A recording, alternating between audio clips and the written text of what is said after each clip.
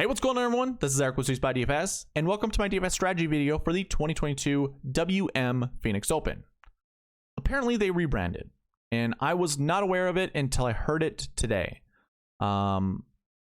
Instead of calling it the Waste Management Phoenix Open, it's called the WM Phoenix Open, which I'm guessing the WM stands for Waste Management, but maybe because of sponsoring or sponsorships or whatever legal reason, they just can't call it the Waste Management Phoenix Open. I don't know. So if you're confused by any of that, now you know.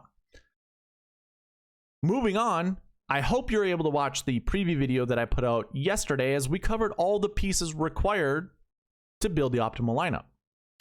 We know that that's only half the battle, though. You still have to pick the players to match those requirements in order to build the optimal lineup. So that's what we're going to do in this video. We're going to try to narrow down our player pool, find those anchor plays that are player 1 and player 2 on the optimal lineup, and then try to fill in the rest so we can hit the sweet spot of this tournament and take down a GPP. Before we actually get into the strategy video, I want to remind you guys you can win some money this week. I'm running 2 giveaways. One of them I call a subscriber giveaway, where, as you guessed it, you need to be subscribed to the channel. And if you want a free entry into this giveaway, all you got to do, leave your 2 favorite golfers you're building your lineups around in the comments down below. If you want an additional entry, all you have to do is basically retweet the tweet that I will be sending out with this video attached to it. And you'll get an additional entry that way. Now, you can get up to 4 entries this week just by commenting on all my videos. I do a preview, a strategy, and a prize picks video, and then you can get an additional one by sharing it on social media. You get up to 4, and we've already hit our goal. Like, that's the other piece of this, is we have to reach a goal before I run the giveaway. We've already reached it. So I'm giving away $10 this Sunday night, no matter what. But I'm going to sweeten it a little bit. If we can get up to 300 subscribers by the end of the week, I will be giving away $25. So we just need 50 more subscribers. And if you're not yet subscribed, please do so. Help join in with the community. Get yourself a free entry. Hopefully you get yourself a good chance to win the $25. Another giveaway I'm doing is called a prize picks giveaway. And I would be running a giveaway Sunday night as well with this. At least I have in the past, but I'm going to change it. For every week that I run this giveaway, the first 5 people to sign up, I'm going to give you $20. But I mean, there are some stipulations. Sign up using the promo code SweetSpot and put at least $20 into your account, and you're going to win 20. The first 5 to sign up this week, and I'll run that every single week. So it's not going to be a random thing. It's just going to be reserved for the first 5 people to sign up using the promo code SweetSpot. There's a link in the description below that'll get you straight to the sign up page utilizing that promo code SweetSpot. And again, if you put $20 in, you're going to get an entry into this one. And if you aren't one of the first 5 this week, I'll just throw you over to the next week. So you'll win money. You'll be like the first person next week. Hopefully that made sense. And also to sweeten the pot, Prize Picks is going to match your deposit up to $100. So if you put 20 in, you're going to be playing with 40, and you're going to win this 20, meaning you're playing Prize Picks for free and you're going to have $40 to your account. Whereas other people say, hey, you use my promo code and you'll get a 100% match to your deposit. Prize Picks is just always doing that. So there's no point in saying that. That's kind of a scam. I'm the only person giving money for you to sign up. So just throwing that out there. Again, link in the description below.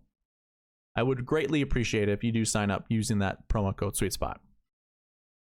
Okay. Actually, you know what? There's another giveaway that I'm going to be doing. The Optimizer. I'm going to be showcasing this throughout the video. You're going to get very familiar with it as I go and use it. If you want access to this, again, all you got to do is be subscribed. Leave a comment down below your favorite 2 golfers you're building your lineups around. And then you're going to have to email me at SweetSpotDFS@gmail.com. Because I'm not going to know your email address unless you posted it to your YouTube home channel, which most of you guys don't do. So just reach out to me and I will then send it to you. And that's all you got to do. But let's go ahead and get into this strategy video. And we're going to start with the Sweet Spot score, which I already have on the screen.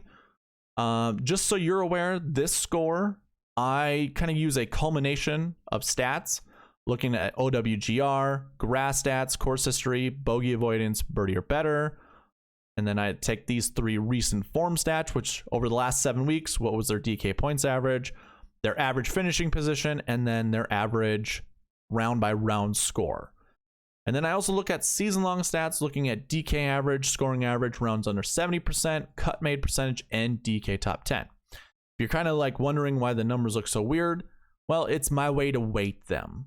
Like, I'm trying to get the best golfer as close to 100 as possible. Some of these are a little bit over, so I kind of have to go into it and skew. I'm going to have to go into it and readjust the formulas that I'm using to get it under 100, but I'm going to probably update this somewhere in the near future. There are some things I just don't care for, like recent form stats. I don't know. I'm not a huge fan on that. I might have to handicap these more. If you can't already tell, 50 is the highest score. So we're trying to get up to 100, and then I divide by 2. I don't know. I haven't found the right formula or the right, pieces to put these together. But I also want to look more at just DK fantasy point scoring. So I do have a fun spreadsheet that I've been keeping track of with strokes gained stats and all that good stuff that I think I would rather add to this just to give us a little bit better of quality of golfer. But anyways, all of these totals all of these stats go into a total, which dictates the rank over here.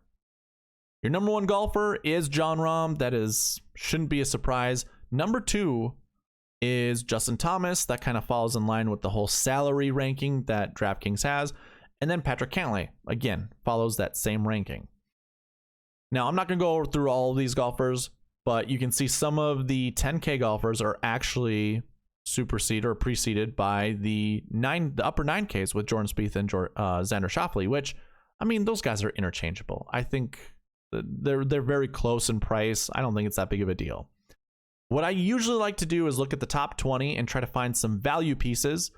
So Matt Fitzpatrick is number 20. You're not going to see him on the screen, but I like to look at the 7K golfers in here, because if we were to sort by salary, you see there's no 7K on the screen.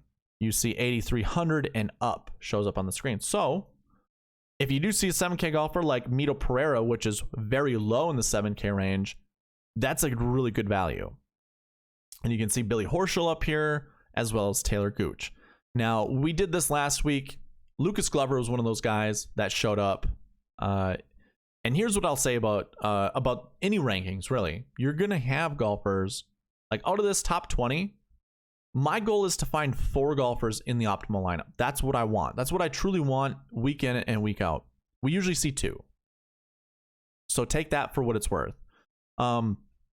We do see a good amount of top 10s and top 20s. I think on average, I get somewhere between 6 to 8 top 20s and more or less like 4 to 5 top 10s. So again, take that for what it's worth. Don't select all your golfers from here. And even though Mito Pereira seems like the greatest value for this tournament, which I'm not going to debate that it isn't.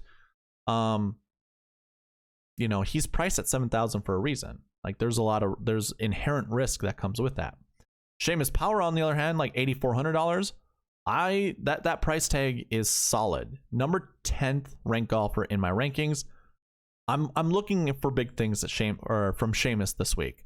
I would love to see a top 10, but I'm going to be happy if he gets a top 20. Now, obviously here at SweetSpotDFS, we're just trying to get everyone inside the top 10. So if he does align with our anchor plays and then with the buckets that I'll be talking about again here a little bit later, all the more power to use Seamus Power. Wow. I actually didn't even try that one, honestly. So yeah, we'll see if we can get there. I'm probably going to try to force myself to build some Seamus Powers, some Seamus lineups, because I really like Jon Rahm. And like combining Jon Rahm with Seamus still gives me some salary flexibility that I'm really looking forward to this week. Okay, so this is your top 20 that you see on the screen. I like to then go into Marquee T10 pairings from here. And what I do is I will take, of a pairing. So there's 3 golfers in a pairing.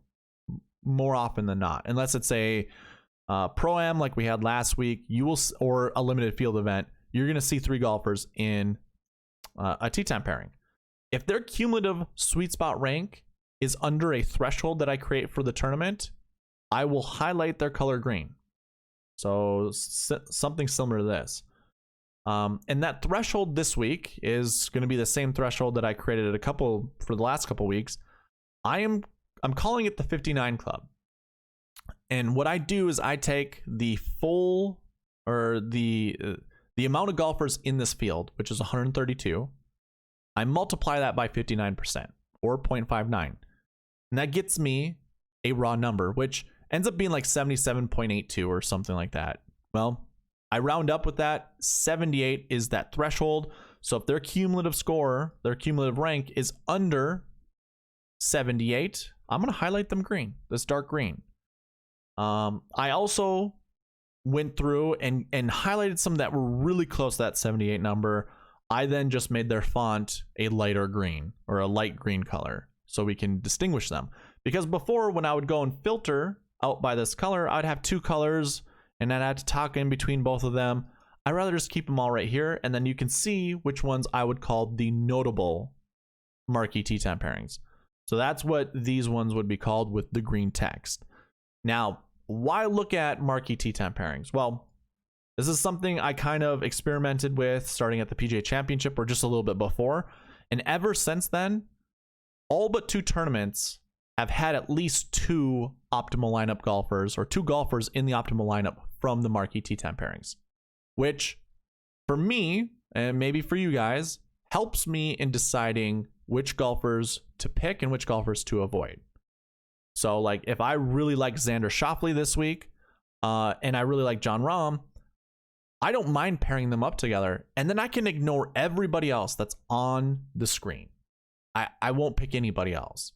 Now, on average, we see around 2 golfers in the optimal lineup from the marquee tee time pairings. We've seen up to 4 before. So you can kind of use that range to your advantage. Like I said, all but 2 tournaments have had at least 2. Actually, I think it's now 3 tournaments. My bad. I think it's now 3 tournaments where we've seen at least 2. So, and that's looking at like 40 some events.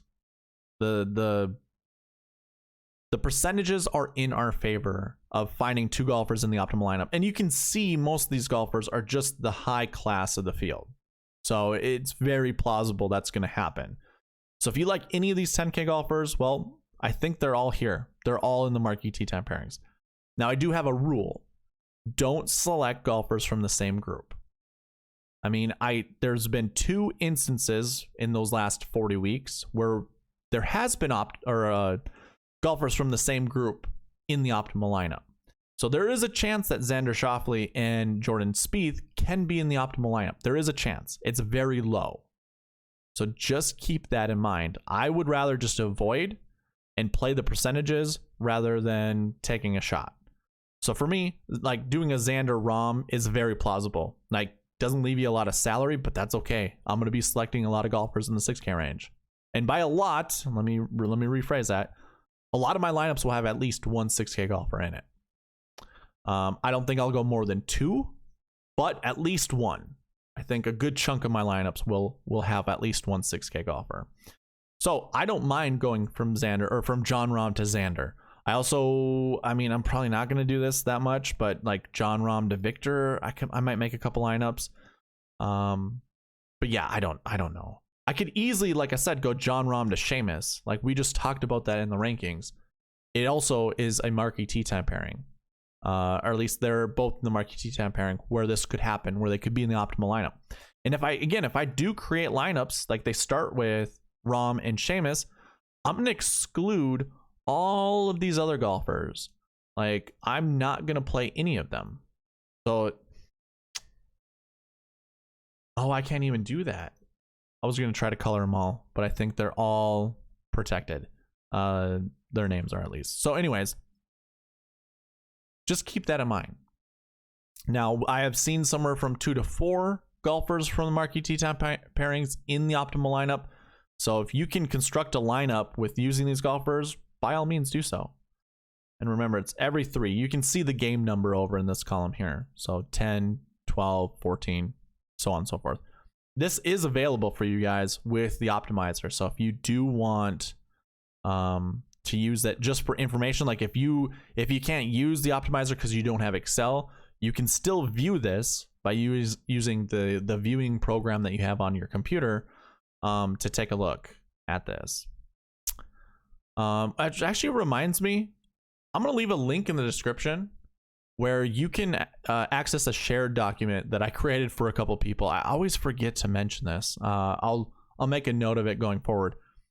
It'll show you basically this what I call the dream sheet and the summary. So it'll give you the buckets as well, so you can see them yourself. It'll just have those 2 tabs, and you can use them for information, and you'll have them on Google Sheets. So everyone can access Google Sheets as long as you have a Google account. So yeah, I think it'll be kind of easy that way. But these are the Marquee Tea Time pairings. My choice is I really like Rahm, but if I'm not doing Rahm, like Cantlay and Seamus seems good. Cantlay and Xander to me sound okay. Also Cantlay and maybe Webb would be okay, but probably not. I'm probably going to stay away from, like, if I'm pairing one of these guys up, I might not do it with the rest of the guys down here. It'll be with someone up here, like one of the golfers up here. And remember, these are your notable mentions, the ones with the lighter text. So Sam Burns, Homa, Hoagie, Berger, Hoffman, Herbert. These golfers, I'm not entirely sold like they should be in the Marquee Tea Time pairings, but they're honorable mentions, so I just wanted to bring them up. We have also seen golfers from this, like the Sony Open had Russell Henley in the notable mentions, and he was in the optimal lineup. So, you know, it makes me like Burns a little bit more. I don't mind going to Hoagie, although he won last week. Max Homa seems like a decent play. Be careful with Charlie Hoffman. Actually, be careful with these 2 golfers. They have withdrawn. They withdrew last week. Hoffman withdrew last week. Hoffman also withdrew the week before, as well as the week before that, all because of back issues.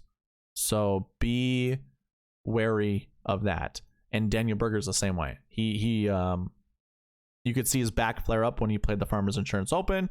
The next week he went to AT&T Pebble Beach, which was last week also. And he withdrew from that before even starting because of a back issue. So these guys are kind of on watch. I'm just not touching Lucas Herbert. There's no way I'm going there. So those are the Marquee Tea Time pairings. Let's go ahead. Let's talk about grass stats really quick. I just want to show you the golfers that have really good grass stats. Personally, I don't even know if I'm going to discuss this anymore, because at most I get 3 golfers inside the top 20, and it's only really worthwhile to talk about the top 20 golfers when going through this. Otherwise, we'd be here forever. So take that also with a grain of sand, or whatever you want to call it. Maybe at max, you only choose 3 golfers from this list. And I'm using bent grass, by the way. This golf course is overseeded. The base layer is Bermuda. We're not going to see Bermuda. Don't look at Bermuda stats. Just don't. And the fact that I call it the base layer means absolutely nothing. It's just, that's the native grass. I know a lot of people are like, oh, there's Bermuda that might actually play effect. It won't. It won't. It won't. Those people don't know anything about golf or agronomy whatsoever. There's no Bermuda that's going to be playing effect at this golf course. The greens are overseeded with velvet bentgrass, Poa, Trivialis, and then ryegrass. And I've heard the coverage here talk about ryegrass so much. They say the ryegrass plays a huge factor. So if you have ryegrass stats, use ryegrass stats. Wow, that's a hard one to say. I'm personally just using bent because it feels like the same profile as bent grass, especially on the greens. The rest of the golf course doesn't matter. It's going to be easy. Grass wise, like the rough isn't going to be super thick. The fairways aren't terrible. So I'm not worried about that. I like looking at bent grass. And I did this last week. Not last week. I do this every single year for this tournament. And it's a pretty good indicator of success. So yeah, I see like a max of 3 from inside the top 20. of this bentgrass stat, this overall bentgrass stat that goes back to 2013. It's just their average finishing position on bentgrass golf courses. I'm probably only picking 3 golfers from here at most. And you see some really good names up here. So, Jon Rahm, the best golfer with more than 6 events under his belt and really more than 40 events. Pretty good clip, like average finishing position and a good clip of finishing inside the top 10. Like he has nearly as good top 10% success rates as Mito Pereira. And Mito's only played in 5 events. And then you can see last year bentgrass stats, Mito a little bit better than Jon Rahm, but that also includes some alternate events. I think either 2 of them or maybe just 1, where he could really take advantage of the field. And I'm talking about Mito, not Jon Rahm. So Jon Rahm's probably a little bit tougher to get to that number, whereas Mito's was not. Either way, Jon Rahm really good this week, as he is every week. It doesn't seem like there's a grass that really, hurts him that much. I think Bermuda does, but yeah. Don't be afraid to use Jon Rahm this week, even at 11-6. And then you see a lot of other good golfers up here. And I'm not going to talk about all of them, but you can see them on the screen. Looking at the top 10 success rates, again, Mito's number 1, but only has 5 events under his belt. And then goes Rahm, and it drops off so quickly to Jordan Spieth. Now, Jordan Spieth has a really good clip of finishing inside the top 10 on bentgrass golf courses. So does Hideki Matsuyama, as well as Xander and Patrick Cantlay, and even Ricky Fowler. They're all up there pretty high, 31%. So keep all that in mind. Again, I'm not talking about all these guys, but you can see them all on the screen. Quick note, Sebastian Munoz, my favorite 6K golfer this week. He shows up with this good bentgrass stat. And then we're looking at last year bentgrass stats. Seamus Power, number 1. Now, I don't know. Usually when I look at these round numbers where there's no, decimal point and then numbers, I should say there's no numbers right of the decimal point. I feel like that is either they've played 1 event or, 2 events. Like a round number is usually not trustworthy. You can actually see that with Austin Eckroat. He has 1 event under his belt. 16 is his overall average on bentgrass golf courses. And that happened last year. So you can see how that looks. Something inside me tells me that maybe Seamus Power only played 1 bentgrass event last year. Could have been more. I'm just not sure. So just take that with a grain of sand. Believe it or not, Justin Thomas, of golfers who have more than 40 events, let's call it 20. No, if I said 25, Seamus is still up there. And that would be overall, so that's not really a smart thing to say. Either way, Justin Thomas, of your 10K golfers and up, the best bentgrass stat. And look at Corey Connors right there. Another good golfer that I do want to play this week quite a bit. And you can see just a slew of these guys. Again, I'm not talking about all of them, but you can see them on the screen. Aaron Wise shows up. I like that. A lot of people on Aaron Wise this week. And my guy, Sebastian Munoz, isn't too far down the list. He's within the top 30. But that is all that I want to talk about grass stats. I do want to mention one change that happened since the preview video. So if you did watch the preview video with me, these projections were a little off. And I'm going to throw it on the screen right now and just have you see the difference. Most of it happened with the last week buckets, I believe. So if I scroll over to the left here. So you can see some of these like 1.02 to 1.7 with last week 3s, that 1 to 20 range. I think that changes. So if we're looking at last week 3s, maybe it wasn't there. It definitely changes with one of them. Yeah, so that one changed a little bit, not by much. It's another one that really changed quite a bit. Was it recent? Oh, it was recent form buckets. That's right. Yeah, okay. So focus on the recent form buckets here. So you can see 1.3 to 2.2 and then 0.99 to 1.65. And you can see this recent form 4 bucket was 1.61 to 2.68. So this bucket here, recent form 4 and recent form 3 are going to change quite a bit. So when I do that, you can see now recent form is 1.5 to 2.6. and recent form 4 is 0.9 to 1.53.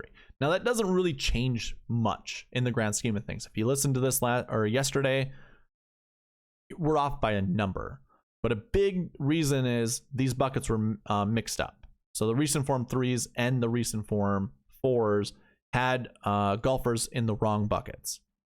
So I updated that, and I think there were some changes up here too, because it was how I imported it was wrong. Not all of it was wrong, but some of it. So these are the correct changes right here, just to give you a heads up. If you were looking at this really closely, I just wanted to mention that. So with all this being said, I actually took all of this information. I'm not really going to talk about the buckets so much. I do want to talk about the anchor buckets, but I actually shifted all of that to the optimizer, so I'm just going to talk about it through the optimizer. Now, my number one bucket, the ones that I'm actually making sure the optimizer selects are last year 1s and last year 2s. We'll go through each stat individually. So if we're looking at these last year buckets, what does that mean, last year 1, last year 2? Well, for this tournament, your last year 1 bucket are golfers who top 20 here last year, and then your last year 2 buckets are those that did not play. It is heavily influenced, like the top 10 projections that I have, they're heavily influenced by these 2 buckets. One is because it's just a high success rate and there are really good golfers in the bucket. That would be your top 20s. And then the other one's more of a volume driven bucket. There are 44 golfers in the did not play bucket. That one's going to be a little bit trickier to try to pick golfers from, but both of them have max projections over 3. So how this would read out is 1 to 4. There's a possibility that up to 4 golfers from the last year 1 bucket, those are your top 20s from last year, remember, can finish inside the top 10, which just boosts your overall ability to build the optimal, or build lineups close to the optimal lineup, or hopefully become the optimal lineup. And that's why I look at top 10s. And same is going to apply with the did not play buckets. Now there's one more here that has, a 1.03, and this is what I would normally look at when looking at anchor buckets, is if this column has at least 0.9 or greater, that's what I would call an anchor bucket. But because the max projection is under 2, I'm going to call this a 0 to 2. I've seen this too many times that I don't necessarily trust, if this isn't over 2, that this is definitely going to be 1. So keep that in mind. These are the only 2 anchor buckets that I'm choosing for last year buckets, or from the last year stat. Now going to last week, there's only one that I'm anchoring around, and it's the last week 1 bucket, and you're going to see why. Looking at here, let's just do this. This is so much easier to show and to explain. Last week 1s, most of your golfers who have a significant number in the strength of field department, so 414 points, go towards this bucket. There are also 71 golfers in this bucket, where we only see usually 42.1. Yeah, this is a very, very, like, it wouldn't surprise me if we see like 7 golfers from this bucket inside the top 10 that did not plays. We don't really get an advantage here trying to select a golfer from this bucket, because again, there's 71 of them. So if I were to go ahead and just take a look at last week 1s, you can see this last week column here, everything is empty. You can see all the golfers that are in them, 71 matches. And if we sorted by salary, Jon Rahm, JT, Matsuyama, Hovland, like all your really good golfers are in this bucket. So this is a hard one to pick from. We're just going to let the optimizer do its work and just at least select 3. I'm not going to try to figure out which golfers I really want from that bucket. I have no anchor buckets within the course history stats, but I do have one anchor bucket within the recent form stats, and that is recent form 2s. So if we take a look at what those are,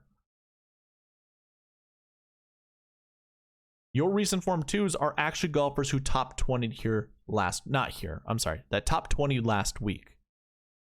There's a very high strength of field that's associated with this bucket. There are only 10 golfers in this bucket, so it's not super great when it comes to the amount of golfers in there, because we usually see 15 per year. but it has such a high success rate, such a high strength of field that I'm projecting well over 1.4 to 2.3. And I think the golfers in this bucket are just really good ones. So we might be able to actually select golfers from this one as our anchor plays. So let me double check recent form 2s. And again, this is their average finishing position over the last 3 weeks. So you can see what it looks like over here. And it's, you know, it's capped by some really good golfers. Jon Rahm, JT, Cantlay, Matsuyama. Berger's most likely going to be a withdraw, my assumption. But we also have Fitzpatrick, Seamus Power, Henley, List, and Putnam. A lot of good golfers from here. Now, my projections again, somewhere between 1 to 3. And how I read this is 1.4. So I take the numbers right of the decimal place, and I kind of create that as a percentage. To me, there is a 40% chance we'll see 2 golfers from this bucket. That's kind of what I'm getting at. There's a 100% chance we're going to see 1. There's a 40% chance we see 2. Or no. It'd be the opposite. I'm sorry. It's a 60% chance we'll see 2. That's kind of how I'm thinking. Because there's a 33% chance there'll be 3 golfers. I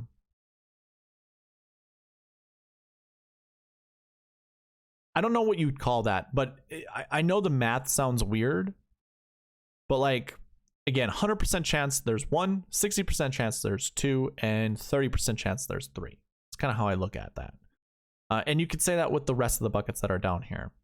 Now, there are buckets that actually, there are more golfers in those buckets, and that's why their projections are higher.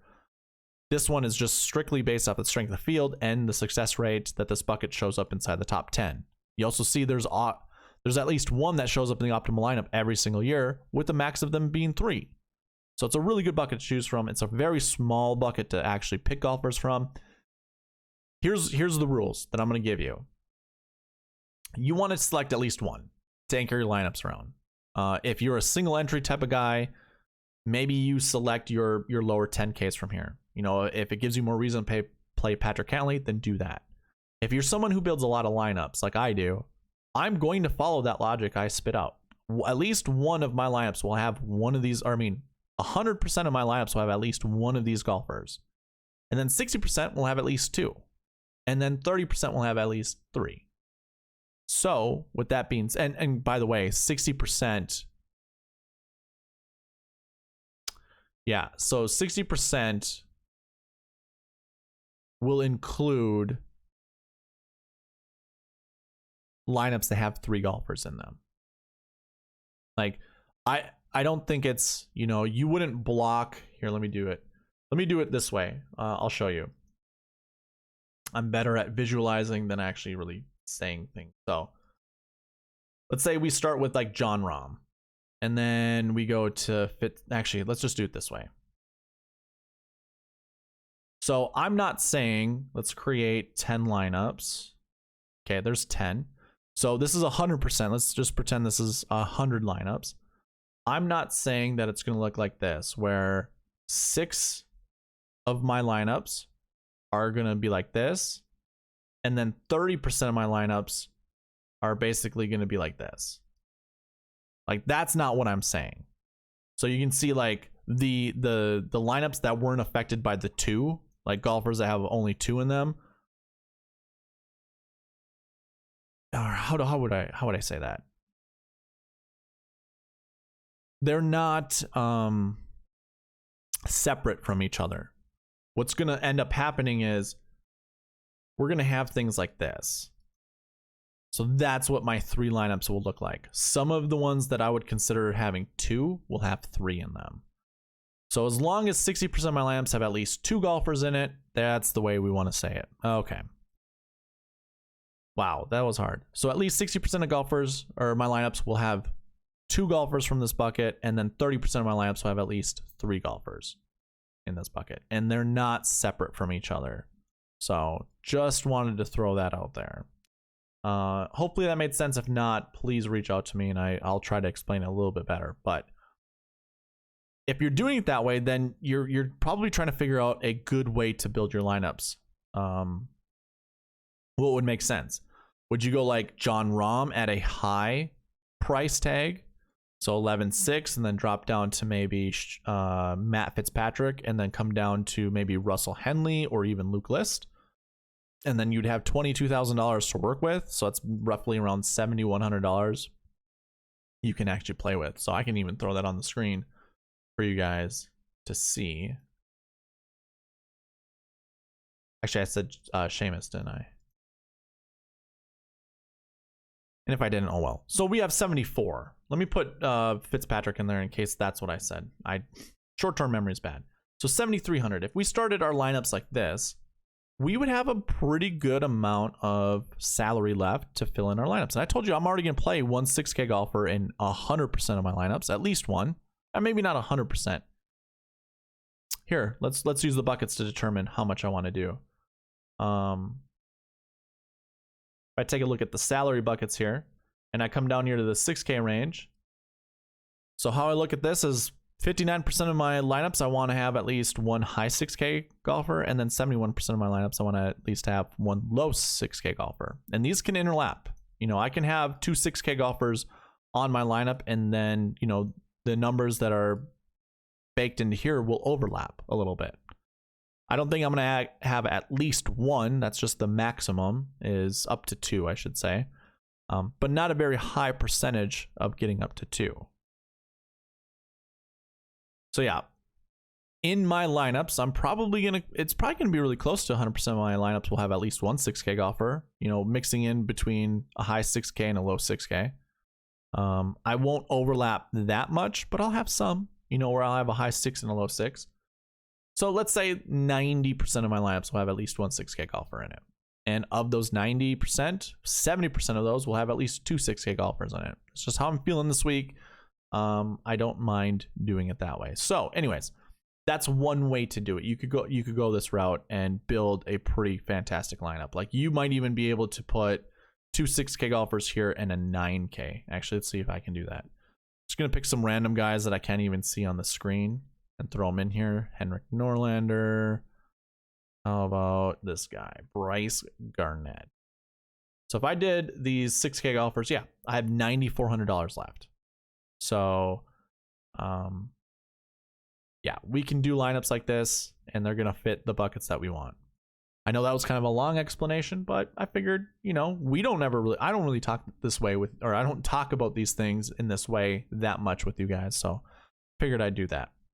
So looking at the optimizer once again, when I look at strokes gained stats, I am looking at the three buckets that have positive off the tee stats. So strokes gained 1 are positive. They're actually all four stat categories: off the tee, approach, around the green, and putting. They're all positive. Strokes gained 2, positive off the tee, positive putting, and one negative stat in between. Whether that's approach or around the green, it doesn't matter to me. Strokes gained 3 is positive off the tee, negative putting, and whatever stat in between. So from all of those, that I'm making sure I have one of each. And just to show you that on the bucket system, you can see I have those buckets right here. Look at the projections, pretty much even. Now there are less golfers in that strokes gained 1 bucket, so it's a little bit easier to select golfers from, and it's probably easier to select our anchor plays from as well.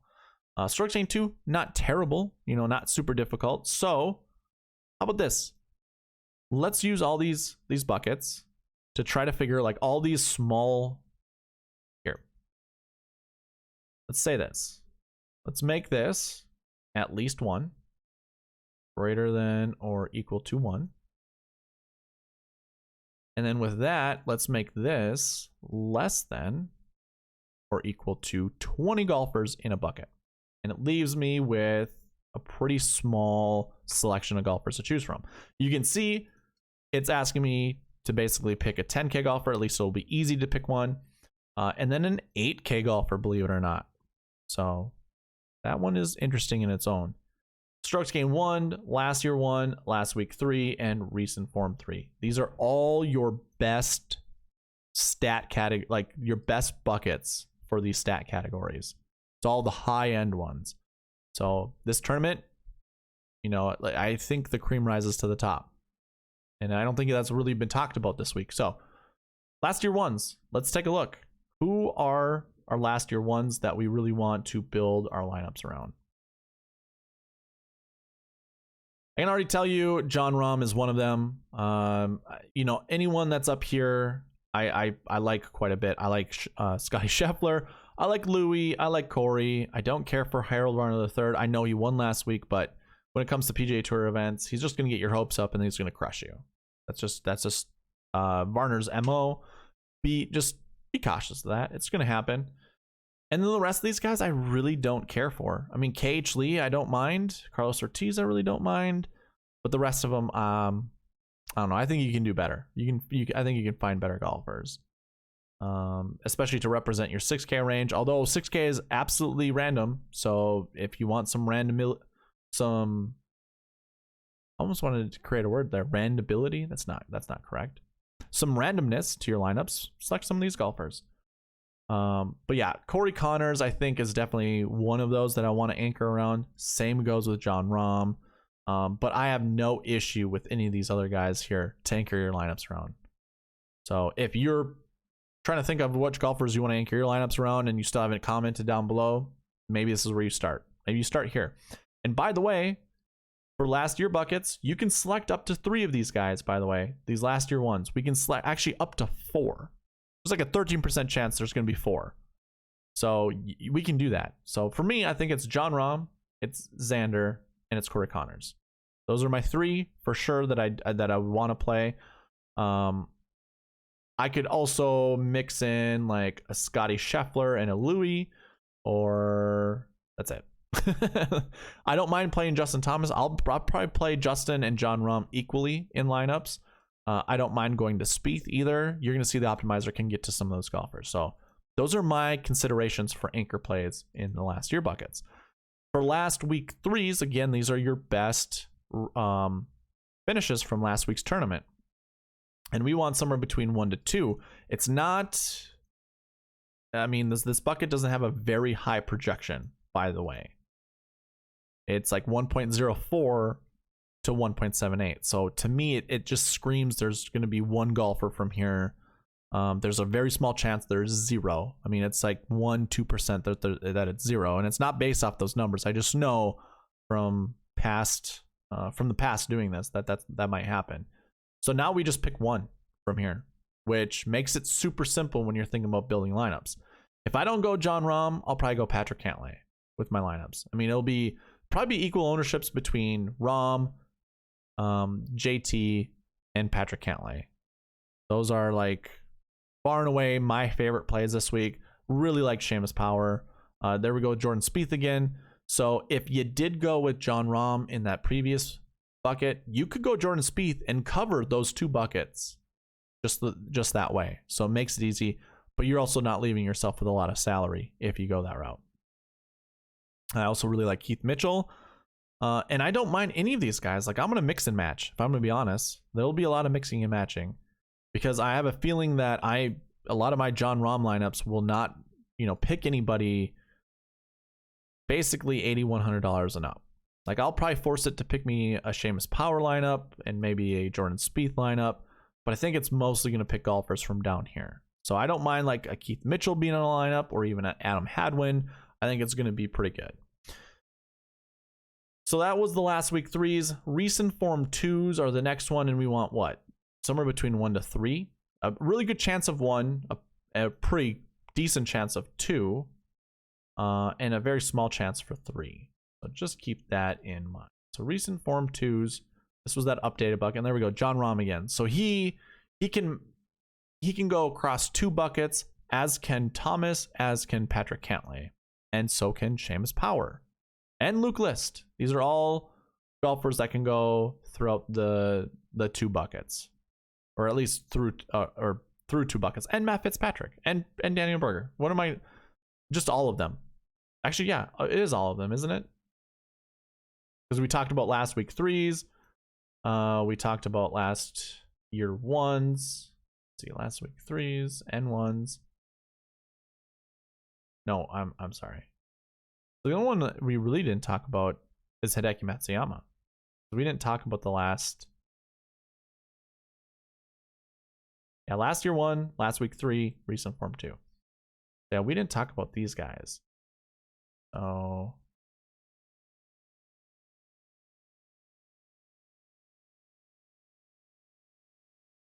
So you can kind of see how many buckets they actually span across that we actually talked about. Last year 1s, last week 3s, recent form 2s.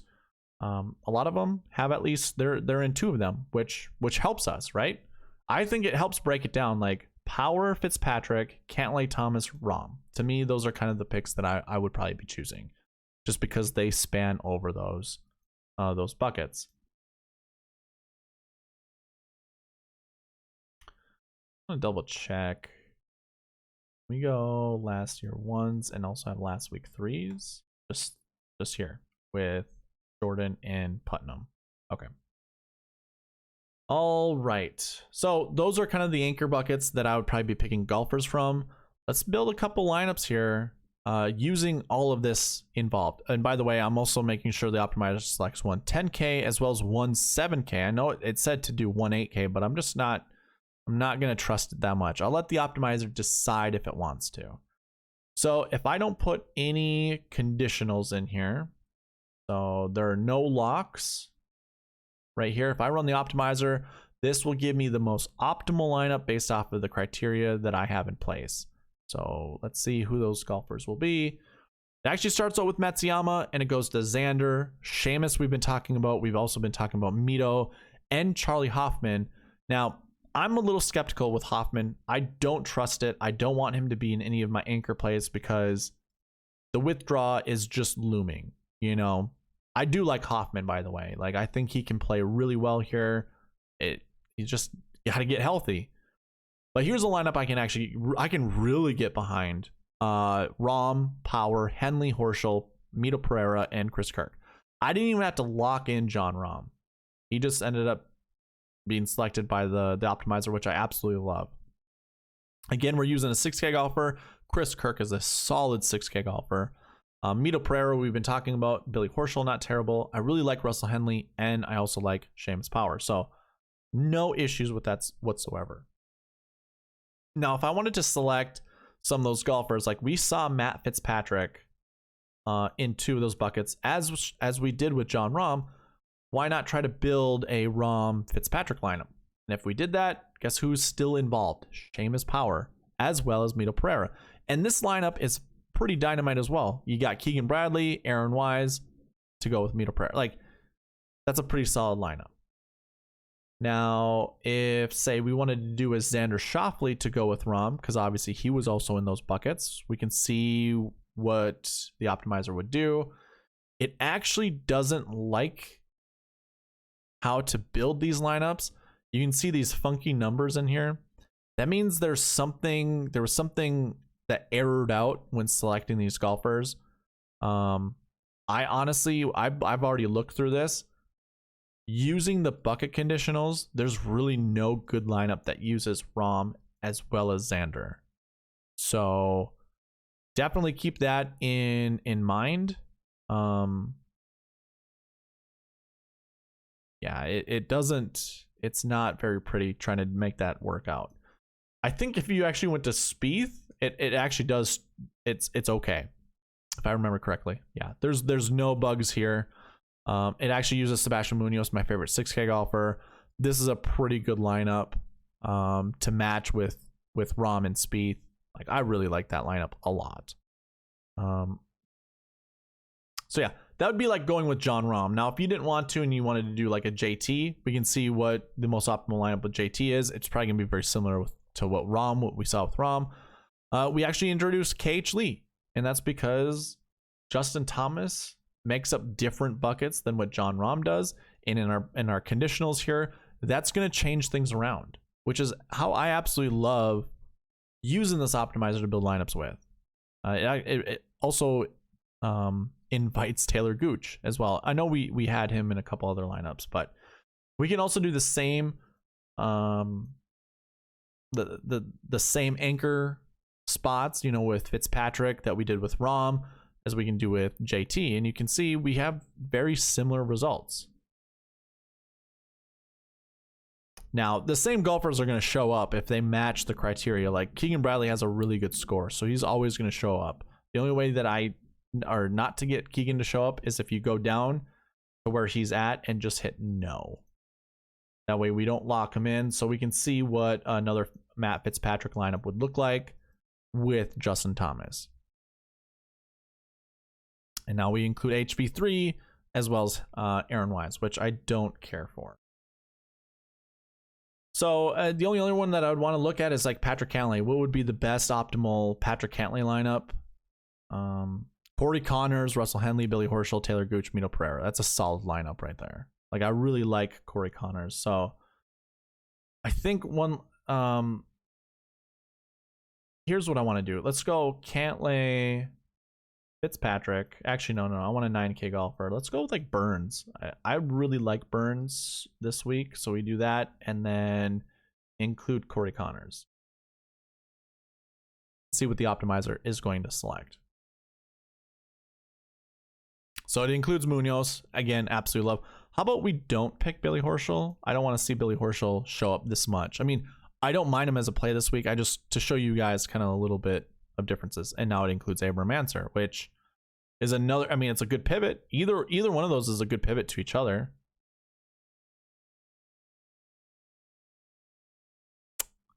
Wow. It just really wants to anchor these golfers together. And it's just selecting golfers that fit in that price tag around $7,900. Okay, now we can change them. KH Lee, Noren, Pereira, same things. If I wanted to do this with like John Rahm, because I do like this, let's see what it'll spit out. This is a really good lineup. KH Lee to go with Connors, Burns, Rahm, Munoz. These are lineups I really like. So those are my anchor plays this week. I do think, you know, of the 5 golfers, I think it was 5 golfers we chose in that previous screen. Let me double check. Oh, it's already gone. So yeah, I think this week's going to be a little easier for us. The less amount of golfers there are with a higher strength of field, I think the bucket system shines even more. Whereas having a bunch of golfers in the field, I mean, golf is already volatile, but you're really introducing more volatility. And if you don't get the right anchor plays to build your lineups around, it's gonna be very difficult to find the optimal lineup, because you're just gonna be starting with the wrong golfers. So that's all I have for the strategy video. Hopefully this was insightful for you guys. Again, if you want to join the giveaways that I have, you just got to be subscribed. And again, if you want to win $10 and you want a free entry to that, be subscribed. Comment down below your favorite anchor plays this week. 2 golfers. Just tell me the 2 golfers you're building your lineups around. You'll get a free entry that way. And then when I tweet this out, just retweet it. If you're on Twitter, you'll get an additional free entry that way. And if we get 300 subscribers by the end of the week, I'll up it from $10 to $25. So one of you lucky people out there is going to win $25. And of course, Prize Picks. If you haven't signed up yet, super fun. A lot of people are jumping on that train. But none of those content creators are willing to give you money to sign up using Prize Picks. They just say you're going to get a deposit match, which is just going to happen if you use a promo code or not. So, and again, that's a deposit match up to $100. If you put $20 in, you're going to win this giveaway that I have. You're going to get $20 back, and you're going to be playing with $40. $40 free dollars just to mess around, try to make yourself some more money. Link is in the description. And then of course the optimizer that's on the screen, you guys can use that as well. But that's all that I have for you guys. Thank you for watching. Please leave a like, comment, subscribe, all of that good stuff. And I'll see you in the next one. All right, bye.